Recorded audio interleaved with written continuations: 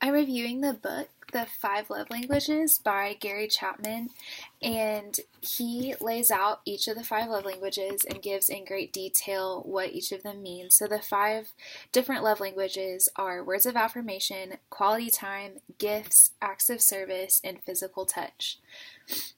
And not only does he give details of what these are, but he also gives really clear, good examples of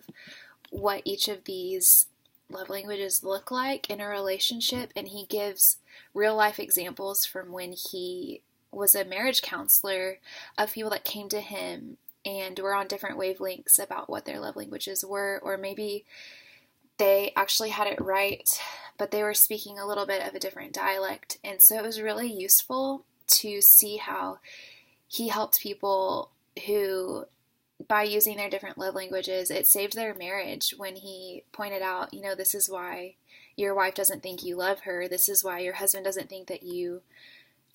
enjoy his company or that he is important to you anymore. So another reason I really liked this book is because I think it's crucial that you know your own love language as well as your spouse's love language, because you could be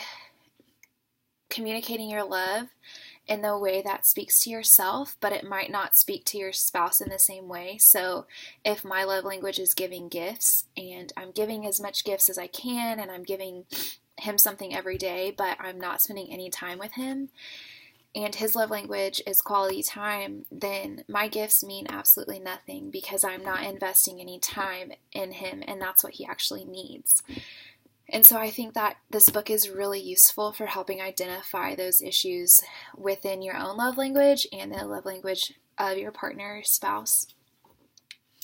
And it was really useful. He added a quiz in the back where you could take a quiz on, if you still weren't sure what your love language was, it'd ask you questions, and based on your answers, it would give you a pretty good idea of what your love language was, which was fairly accurate for me. I also really enjoyed his analogy of a love tank and asking your spouse at the end of the day, hey, how full is your love tank? And then if it's not full enough, you can ask, what am I doing, or what can I do that would fill your love tank right now? So if someone's love language is acts of service, maybe they are just really tired and their love tank feels empty, and they just can't put any more effort in on the day, and they say, I just need you to do one load of laundry, and that could mean the world to them. But for me, whose love language is quality time, I wouldn't really understand, well, why am I doing the laundry? Like, why don't we go spend time together and just hang out or watch a movie? But if it doesn't speak to them, then it doesn't matter what I think could fill their love tank. It only matters what their love language says can fill their love tank. Another important issue that he touched on a lot in the book was the different dialects within the different love languages, and we could be speaking the exact same love language, but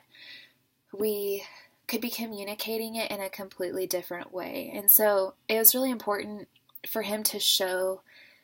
that even couples on this with the same primary love language sometimes don't communicate the love the way that their spouse needs it. I thought this book was super insightful and really, really interesting, especially going into a marriage relatively soon.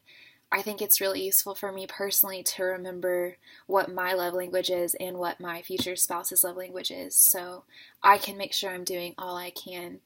to be showing my love every day and to be expressing how I need love to be shown to me every day.